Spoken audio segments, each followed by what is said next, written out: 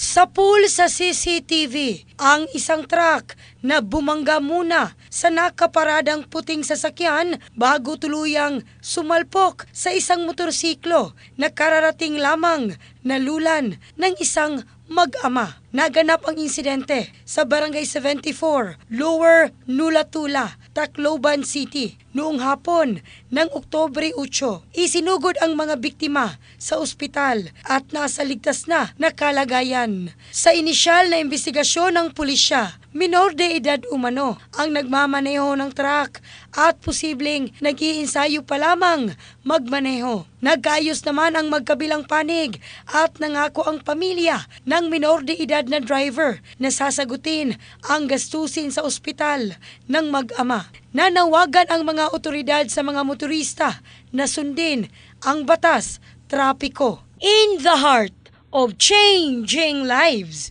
ako sa Michelle Craste ng Brigada News Philippines, the Music and News Authority.